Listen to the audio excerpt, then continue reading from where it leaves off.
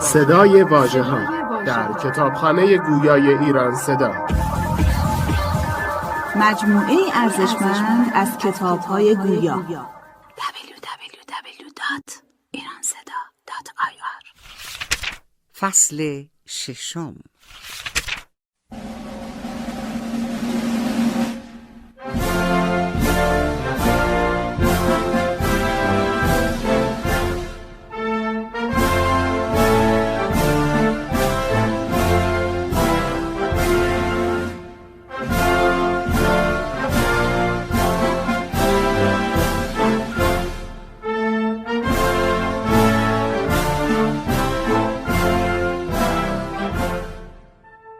مدال برنزی که توسط رئیس فیفا چند روز بعد دور گردنش انداخته شد، اولین افتخار زندگی محمد بود. وقتی تیم رو میدید که مقابل چند صد هوادار گوشه استادیوم جایزه‌شو دریافت میکنه، احساس رضایت زیادی داشت. اما تو پرواز بازگشت به خونه، مسابقات رو پشت سر گذاشت و باز درباره سرنوشت فکر کرد. درباره آیندهش. بعد از پوشیدن پیرن کشورش تو بزرگترین مسابقاتی که تجربه کرده بود، حالا میخواست همین کارو تو جام جهانی انجام بده. دوباره با آیندهش فکر کرد. خداوند به اون استعداد داده بود و اونم باید چیزی به مردم میداد. وقتی هواپیما آماده نشستن بود، با خودش فکر کرد میخوام بزرگترین بازیکن تاریخ مصر باشم. این سرنوشت منه.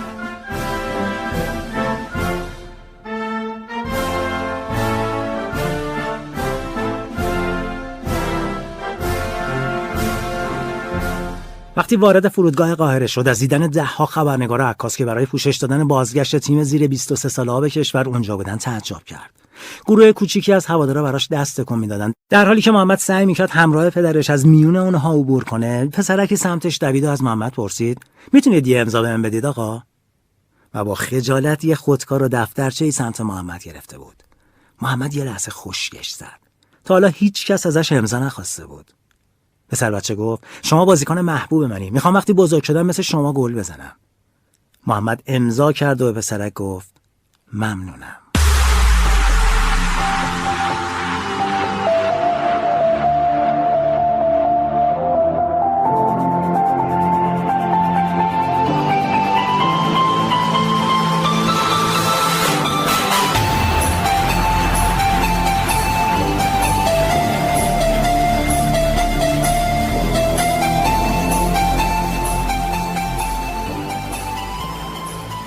در نیمه دوم همون سال نام محمد تو سراسر کشور پیچید.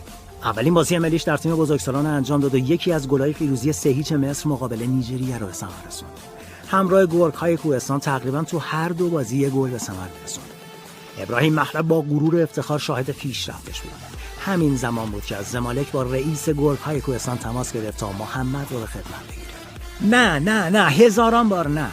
رئیس گورکای کوهستان تلفن رو محکم کوبید و کنترلی که جلوش بود برداشت. این سومین باری بود که باشگاه فوتبال از زمالک تلاش میکرد تا اونو به فروش مصطلا راضی کنه. اون این کارو انجام نمیداد.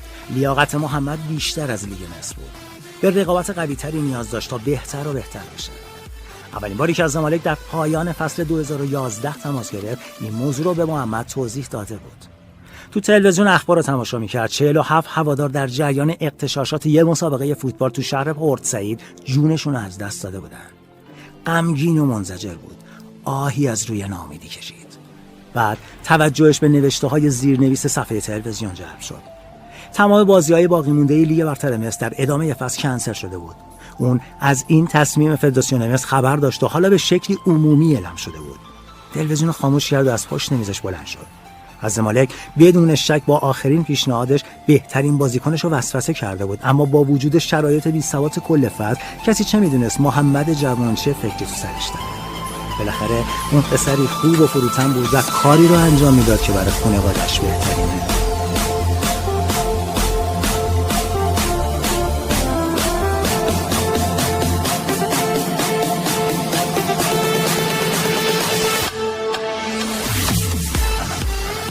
محلب از پله‌های خروجی دفترش بیرون و به سمت اقامتگاه بازیکن‌های جوان رفت، جایی که محمد هنوز در اون زندگی می‌کرد. پشت اتاق شماره 510 ایستاد. در زد و بدون اینکه منتظر جواب بمونه وارد شد. محمد سرش رو تو دستاش گرفته و روی تخت نشسته بود. موبایلش کنارش روی تخت افتاده بود. مخلب بدون مقدمه گفت میدونم به چی فکر می‌کنی. فایده قرارداد جدید چیه وقتی جایی نیست که توش فوتبال بازی کنی؟ کنار محمد نشست و دست آرامش بخشش رو دور شونه مرد جوان انداخت. محمد سرش رو تکون میداد، چهره خشمگین داشت. مخلب شانه محمد رو تکون داد و گفت تو به من اعتماد داری محمد صلاح؟ محمد سرش رو بالا آورد و گفت البته. پس وقتی بهت میگم تو به کارت ادامه میدی باور کن میدونم از زمالک باهات تماس میگیره.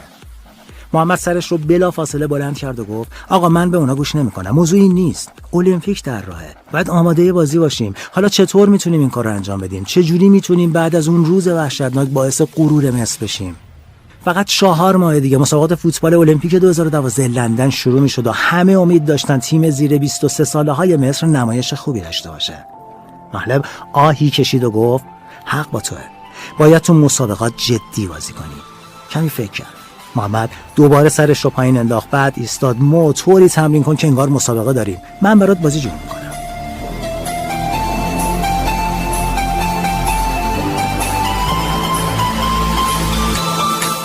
مخلب همیشه سر حرفش می ایستاد. کمپ تیم زیر 23 ساله ها زود شروع شد. بعد از 3 هفته مربی اونا هانی رمزی که خودش ملی پوش سابق بود مقابل تیمش ایستاد و اعلام کرد چند بازی دوستانه خواهند داشت که با سفری به سوئیس و بازی با باشگاه بازل آغاز خواهد شد.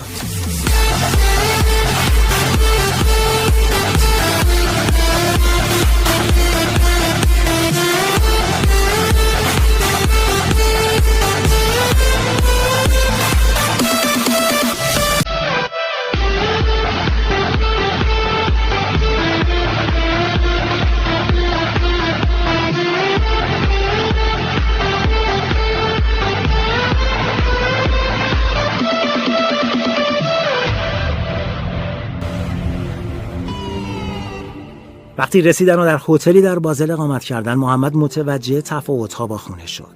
رفاه، آبادانی، نظم و سرما.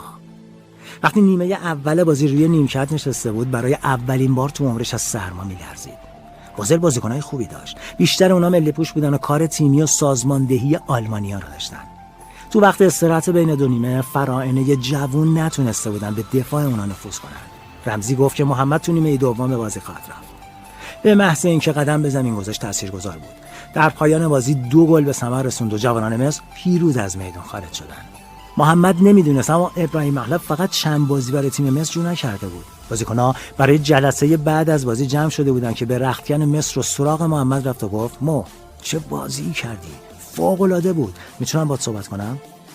محمد گیج شده بود. هانی رمزی مربی تیم زیر 23 ساله های مصر به علامت تایید سر تکون داد و محمد دنبال مخلب از اتاق خارج شد. موضوع چی بود؟ بیرون هیکا فوگل مربی بازل رو شناخت. اون سرعت و تکنیک محمد رو تو طول بازی دیده بود. فوگل قدمی برداشت و دستش رو دراز کرد. به آرامی و به زبان انگلیسی گفت آقای صلاح، از اینکه بالاخره دیدمتون خیلی خوشحالم. آقای مخلب بیشتر از 1 سال پیش درباره تو با من صحبت کرده بود. از همون زمان زیر نظرت داشتیم. میتونی برای یه دوره آزمایشی 1 هفته اینجا بمونی؟ اگه همه چیز خوب پیش بره ما دوست داریم که باهات قرارداد امضا کنیم. محمد به مرد خیره بود و درباره چیزایی که شنیده بود فکر میکرد. اونا منو میخوان؟ اینجا؟ توی بازل؟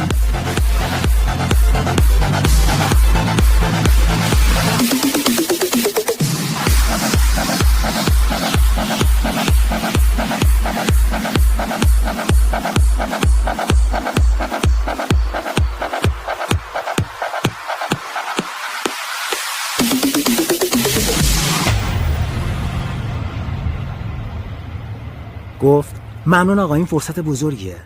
با پدر و مادرم درباره‌اش صحبت میکنم. وقتی به هتل برگشت با خونه تماس گرفت. مادرش پرسید کی برمیگردی خونه؟ محمد گفت نمیام مامان، اینجا میمونم، البته فقط برای 1 هفته. از پیشنهاد بازل به اونا گفت هزاران کیلومتر دورتر میتونه صدای داد و فریادشون رو بشنوه.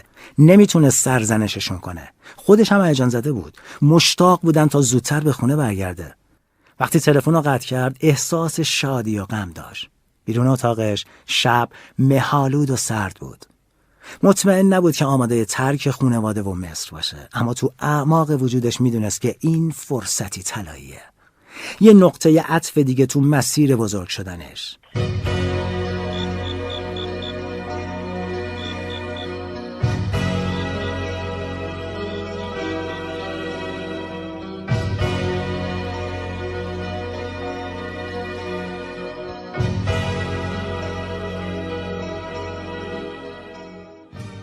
یه ماه بعد تو کافه‌ای در قاهره روبروی ابراهیم محلب نشسته بود. بازل پیشنهادی 4 ساله داده بود. محمد پرسید من آمادگی دارم؟ محلب گفت تو فروتن افتاده ای محمد و این خوبه، اما اجازه نده که فروتنی جلوی پیشرفت تو بگیره. شک نکن، پیشنهادو قبول کن. محمد گفت از بچگی همیشه آرزوی بازی تو اروپا رو داشتم، اما تصورش رو هم نمی کردم. من هیچی آلمانی بلد نیستم، حتی یه نفر رو هم اونجا نمیشناسم. محلب لبخندی زد. برات سخت خواهد بود مو، اما هر چی خدا بخواد همون میشه. مردمای خوبی هستن و باشگاهی بزرگ، مراقبتن. چیزای زیادی یاد میگیری، مرد میشی.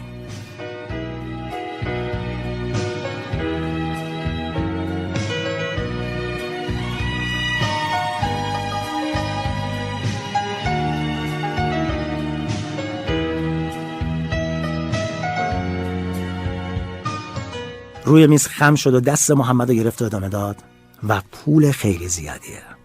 محمد چشمشو بست. صدای پدرش رو میشنید که ازش میخواست به اعماق قلبش گوش بده. مثل روزی که برای اولین بار از نجریش خارج شد، پاسخ قلبش همون پاسخ گذشته بود. نگاهی مصمم به محلب انداخت و گفت امضا میکنم، هرچی خدا بخواد همون میشه. محلب با غرور گفت باید هم امضا کنی، کار درستی، هم برای خودت و هم برای همه مصری‌ها. در پایان آوریل محمد در هواپیمایی به مقصد سوئیس بود.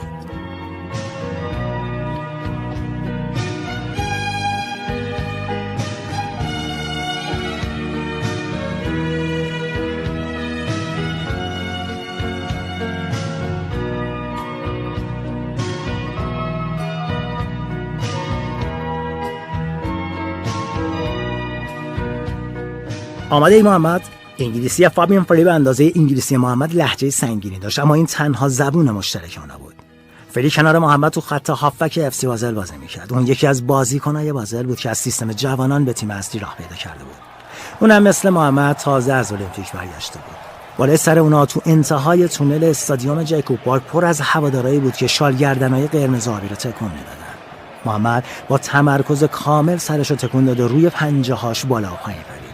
اواسط آگوست بود و دومین شروعش تو ترکیب اصلی تیم جدید. بازی تو خونه مقابل لوزان تو سوپر لیگ، بالاترین سطح فوتبال سوئیس.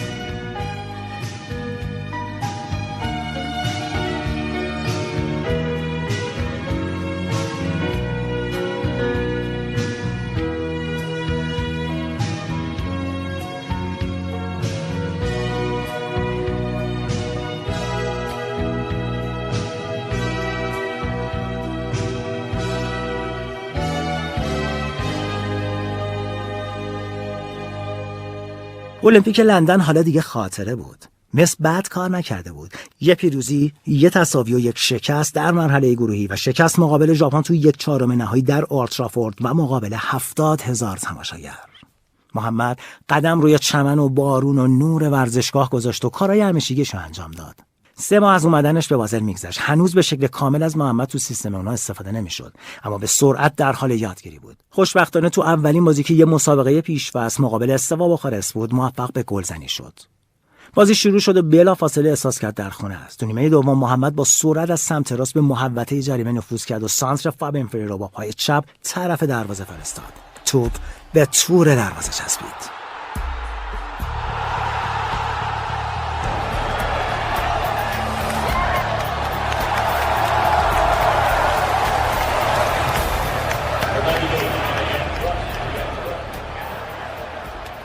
محمد بعد از اینکه از گروه همتیمی‌ها جدا شد نفس زنان سمت وسط زمین برگشت، غرق در شادی. به صورت غریزی روی زمین سجده کرد و خدا رو شکر گفت. وقتی در حال ترک زمین بود همفری با او دست داد و بابت بازی خوبش تبریک گفت. بعد فرگر سمتش اومد و دستش رو روی شونه‌های محمد انداخت و گفت بازی خوبی بود. با چشماش اشاره کرد خوب همه جا رو زیر نظر می‌گیری.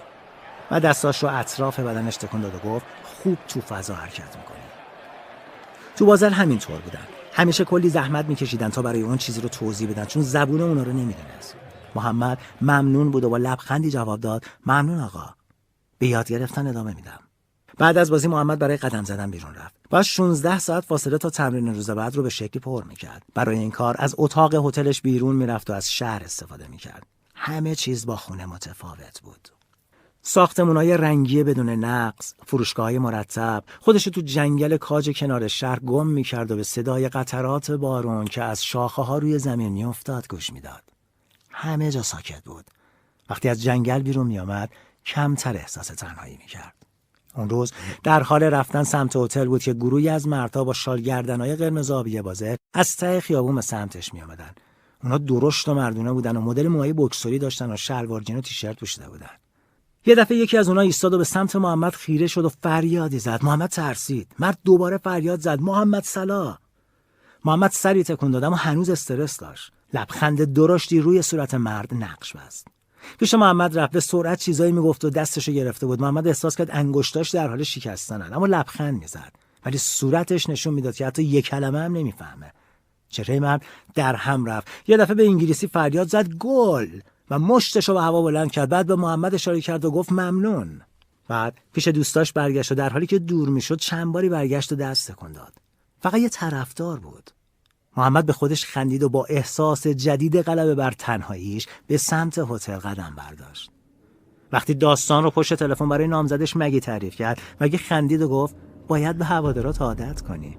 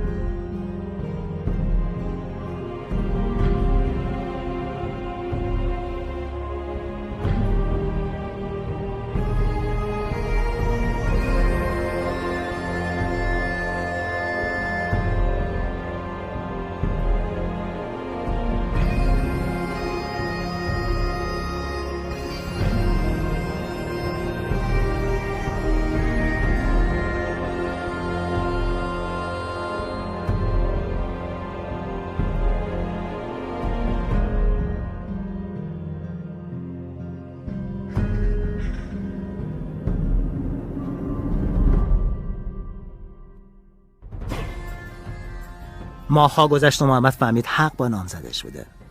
تصویر محمد بیشتر از اخبار دیده میشد. مردم زیادی اونو تو خیابون میشناختن. وقتی سوار قایق کابلی شد، همه میخواستن باش دست بدن و درباره بازی صحبت کنن. مکالمه‌های زیادی با انگلیسی دست و پا شکسته و حتی آلمانی بدتر با مردم انجام میداد. و این فقط تو بازل نبود.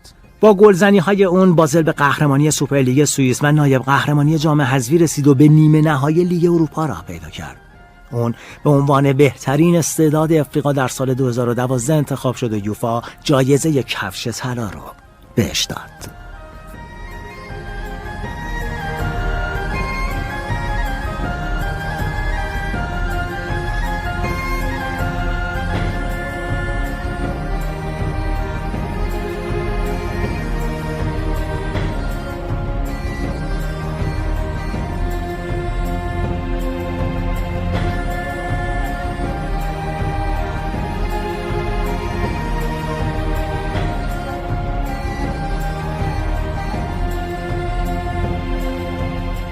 بعد از 1 سال محمد در ژوئن 2013 به نجریج برگشت.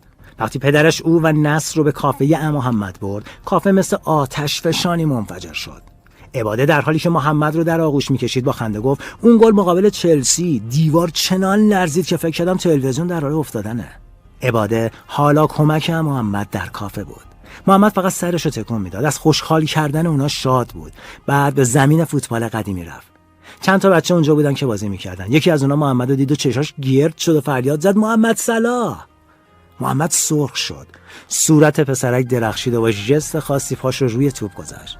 محمد به مگی نگاه کرد. نمیتونست مقاومت کنه. درست مثل بچگیاش. از سوراخ دیوار عبور کرد و به سمت زمین دوید. نیم ساعت با بچه‌ها بازی کرد. پاسکاری میکرد و حرف میزد. یکی یکی بچه‌ها رو انتخاب میکرد و به اونها اشاره میکرد که کجا برن و به اشتباهات خودش میخندید.